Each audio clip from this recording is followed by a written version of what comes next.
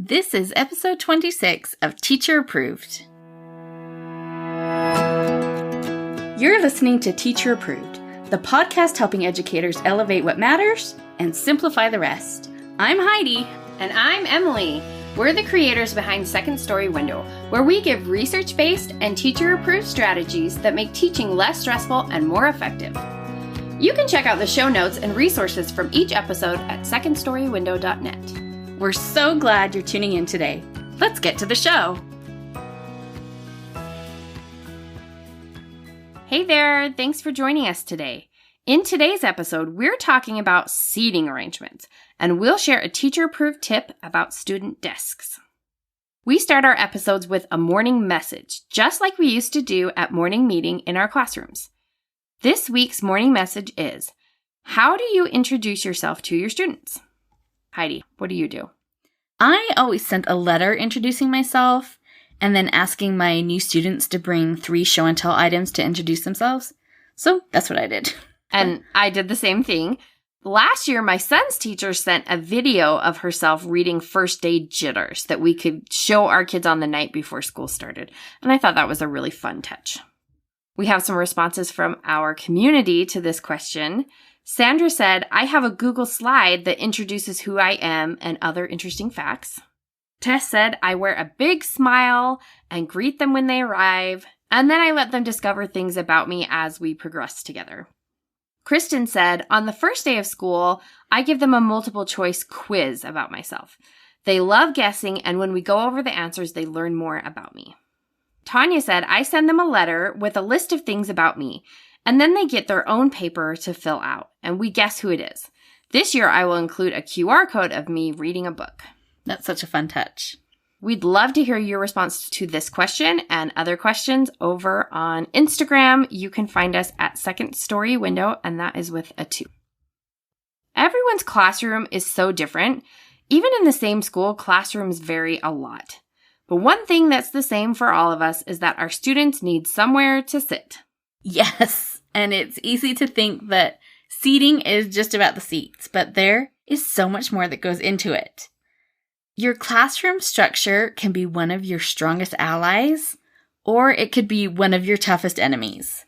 So let's talk about how you can make your classroom structure work for you and not against you. When we're talking about classroom setup, it's easy to jump into seating assignments, but you can't know which kid sits in which desk until you know which desk goes in which spot. Seating arrangements take priority over seating assignments, and your seating arrangement totally depends on the priorities of your class. Totally. It's going to vary so much based on what's important to you as the teacher. Like, unless you spend your day at the front of the room lecturing, having desks in perfect rows probably isn't going to serve you very well.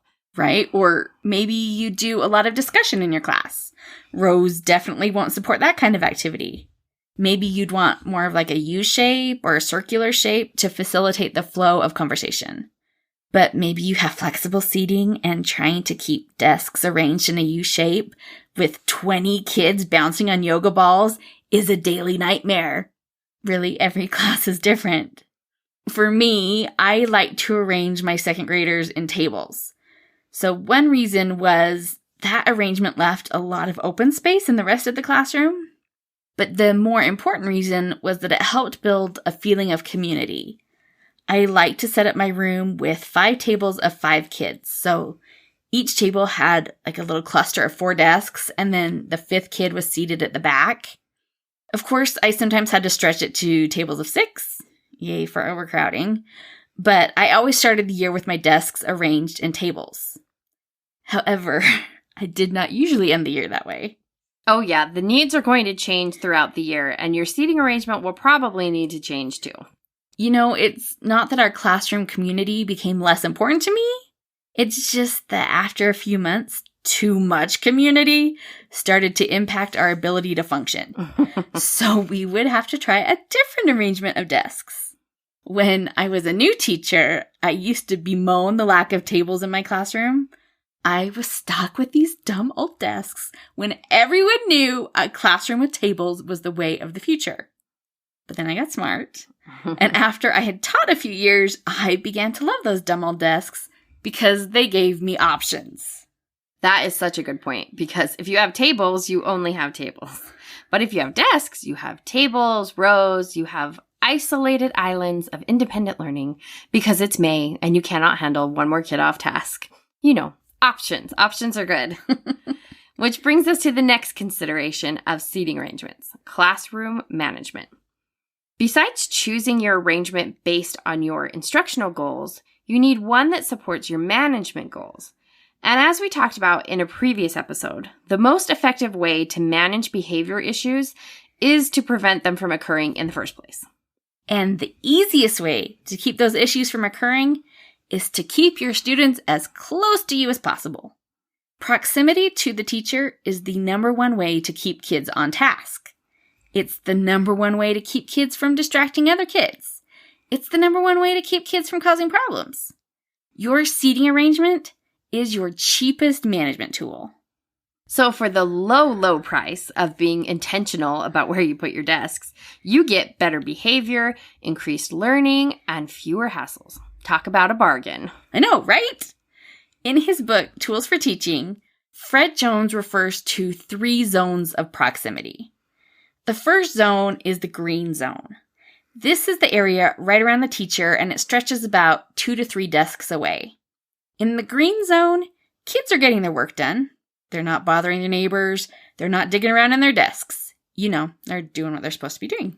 If only we could fit the whole class in the green zone. Yeah, that would be nice. But outside of the green zone, we have the yellow zone.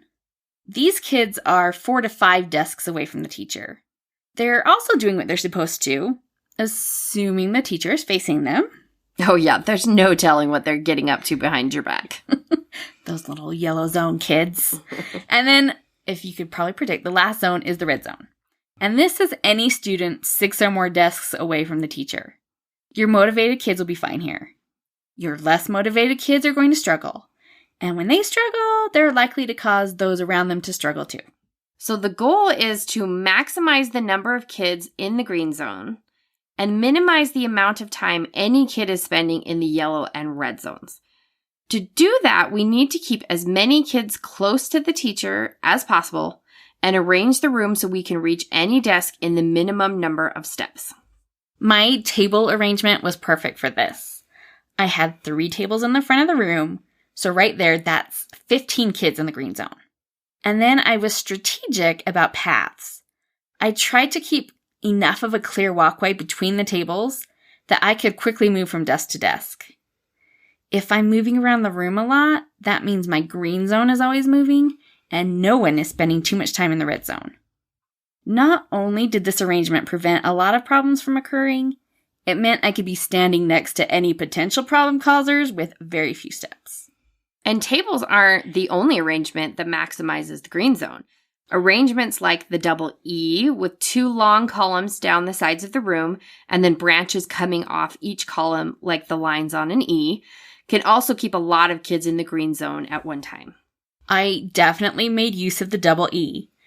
Once we reached the point of the year when I couldn't handle the tables anymore, we moved into the double E. Some years though, some kids, even the double E was not preventing problems anymore, so I had to switch things up. And that's when we moved to rows. Try and picture that down the center of the room, I had 4 rows with 3 desks in each row.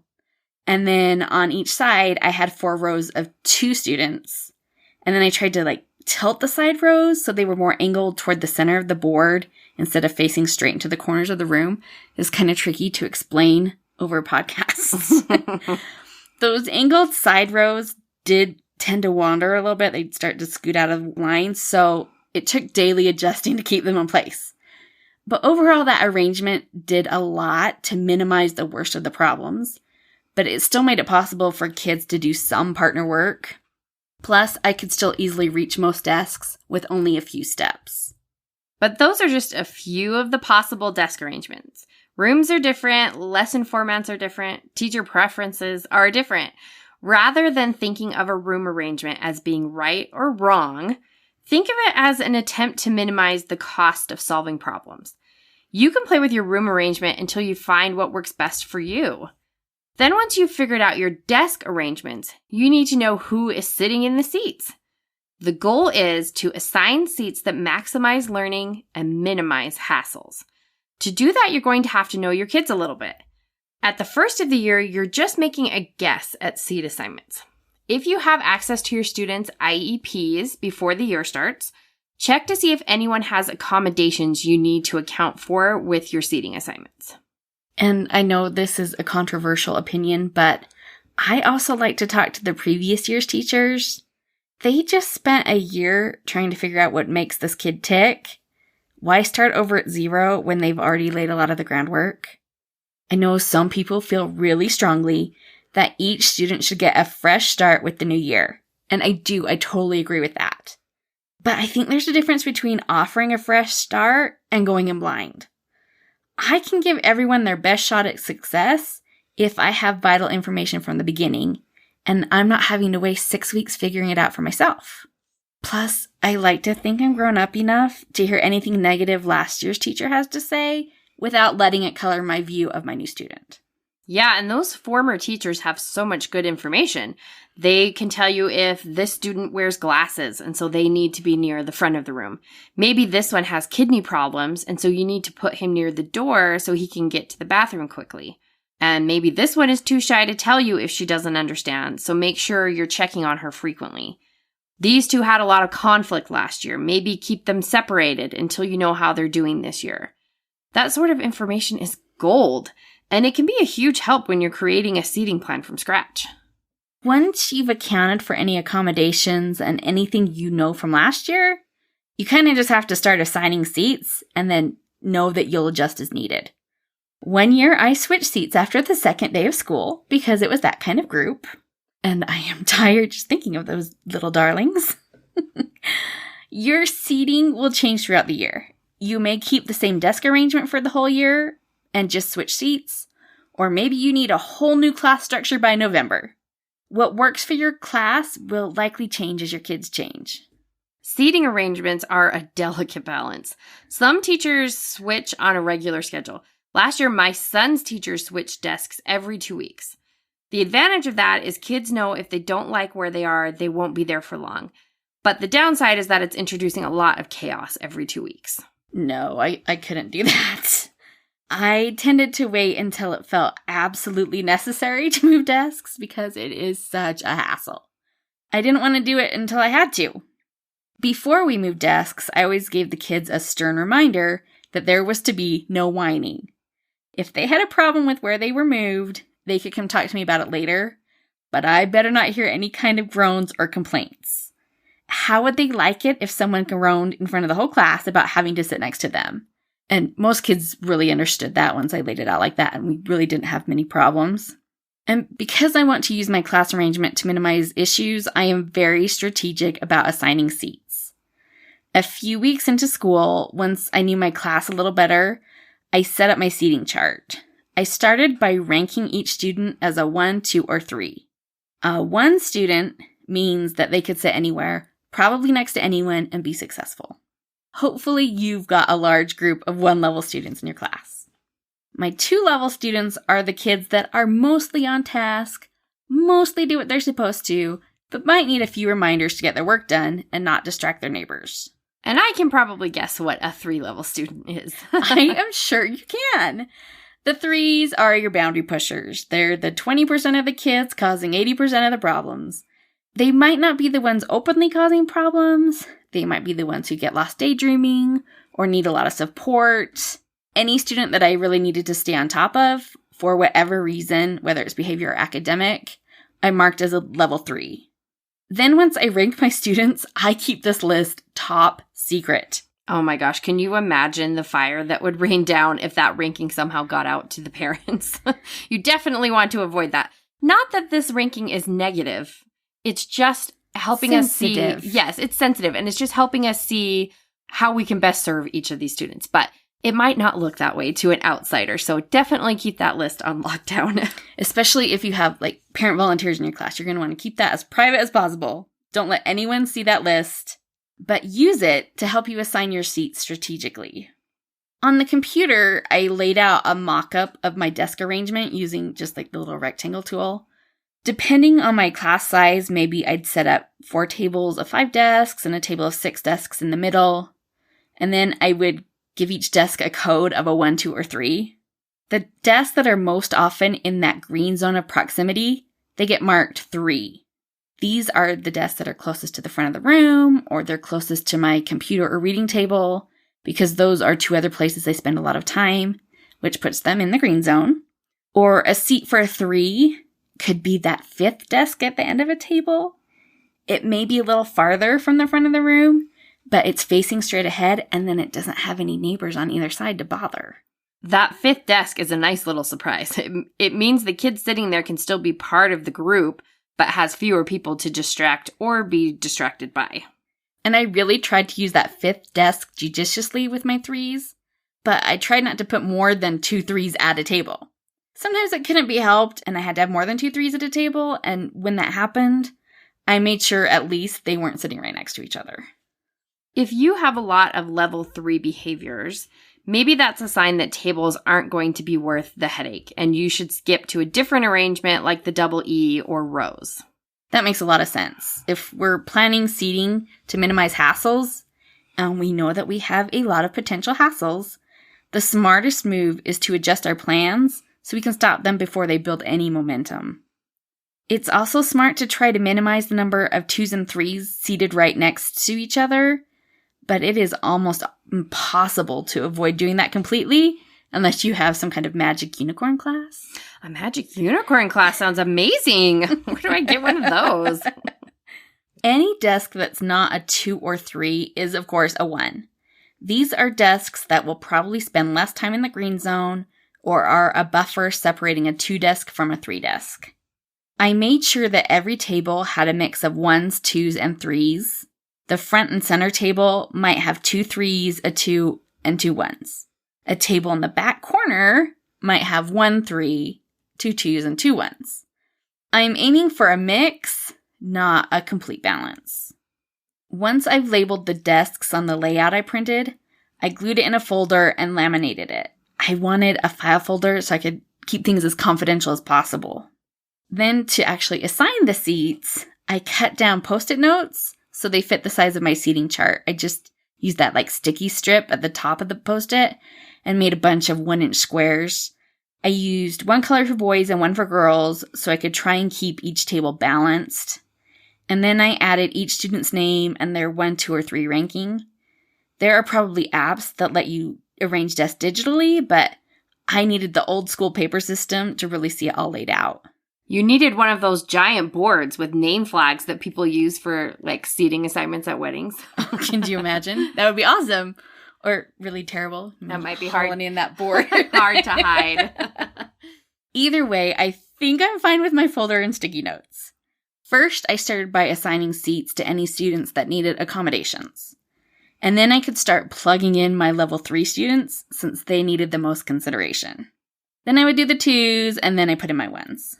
The first time you make your seating assignments is actually the easiest probably because you can mostly just match students with their desk number. It gets trickier in a few weeks, though, when you need to arrange seats. Yeah, you definitely want to be sure that any seating assignment does not become a punishment. The 3s deserve the experience of a new seat, but there's only so many places they can go. And you can't put your 2s in a spot where they escalate to a 3. You rely on your 1s as buffers, but it's not fair for them to always be sitting next to challenging people. It really does take some work and some serious thought. But let's say your class is really chatty, and so you find that you need to rearrange your desks once a month. Spending 30 minutes of planning each month to really dive into your seating chart is still less work than spending countless minutes every single day managing behaviors that could be eliminated by a thoughtful seating assignment. It's not zero cost, but it's definitely one of the lowest cost to benefit ratios you have in teaching. And who doesn't want better results with minimal effort? All the time and energy that goes into classroom management comes out of classroom instruction time. So anything we can do to make management as effortless as possible will have a huge benefit for our students. So talk about a return on investment there. So make a plan for designing seating arrangements that will fit in your space and plan for how you will strategically assign seats to minimize problems. This extra planning really will set you up for a smoother year with your students. Now let's talk about this week's teacher-approved tip. Each week we leave you with a small, actionable tip that you can apply in your classroom today. This week's teacher-approved tip is turn students' desks backwards. This is something that we feel strongly about, to say the least. When we taught second grade, we kept our students' desks turned backwards so that they couldn't store anything inside of them. It's just another way to prevent problems before they can happen. On top of their desk, each student had a pencil box with crayons, pencils, and glue. They were supposed to keep it at the top of their desks, so we really didn't have any problem with kids playing around with them. If they ever became an issue, they could easily be moved to the floor or to a counter. And then for any folders or workbooks that kids might need, we kept those in plastic drawers. I even experimented with milk crates at each table for storage, but I ended up going back to the drawer system because it was so easy to manage. Each table had a stack of Sterilite plastic drawers. The individual drawer came to the table when needed, and then everything was packed inside, and it was all put away. If we had to rearrange desks so the kids weren't in tables anymore, I still assigned kids a table number. So it would be something like, all the kids in this row are table 1, that sort of thing. And because by then the kids were so used to the drawer system, they really adapted without any issues. And another added benefit of doing this is you never have to take time out of your busy days to have your students clean out your desk when they've just gotten to be unmanageable. You know how that goes. You don't have to worry about that at all if your kids don't store anything inside of them. So it's a win-win-win here. And nothing is getting lost in there. You're not having any mystery items. It's perfect. So we highly recommend that you turn your desks around. It is an easy way to prevent a lot of headaches. To wrap up the show, we're sharing what we're giving extra credit to this week. Heidi, what are you giving extra credit to this week? I am giving extra credit to Kelsey from Wife Teacher Mommy. And you might remember that we interviewed her a while back. And she mentioned keeping a wins journal of your daily successes. And so I've been using mine for a couple months now, and I really am getting a lot out of it. It took me a little bit to get started because I got hung up on finding the perfect journal to use. And then I realized that wasn't the most helpful mindset. So I just bought a blank planner that has a 2-week spread on it with, a box for every day. I think Kelsey uses her wins journal to plan what she's going to do the next day. And then at the end of the day, reflects on what she got done. But I just use mine for the reflecting part. So before bed, I write down 3 to 5 wins for the day. It might be something small like I exercise first thing in the morning, or something bigger like recording a podcast episode. But it has really helped me a lot with my tendency to feel like I didn't get anything done in a day because I couldn't get everything done. So I'm going to celebrate that I took out the trash because it still took thought and effort, even if it wasn't accomplishing a giant project. I love that. Maybe I need a wins journal. I think everyone does. Emily, what is your extra credit today? Well, I'm giving extra credit to a book called 52 Modern Manners for Today's Teens. It's a flip book that you can put out on your counter with really simple manners like answer the door politely and a few sentences explaining how to do it and why you should.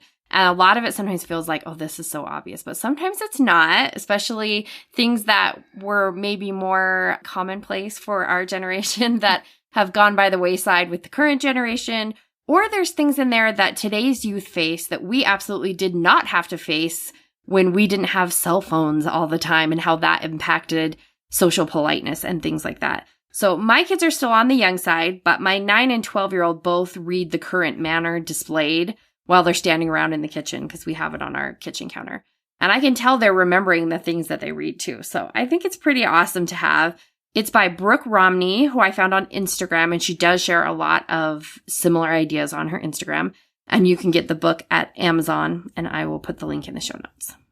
That's it for today's episode. Make a plan to manage classroom behaviors with a strategic seating arrangement. And don't forget today's teacher-proof tip to try turning students' desks backwards. We hope you enjoyed this episode of Teacher Approved. I'm Heidi. And I'm Emily. Thank you for listening. Be sure to follow or subscribe in your podcast apps so that you never miss an episode. You can connect with us and other teachers in the Teacher Approved Facebook group. We'll see you here next week. Bye for now. Bye.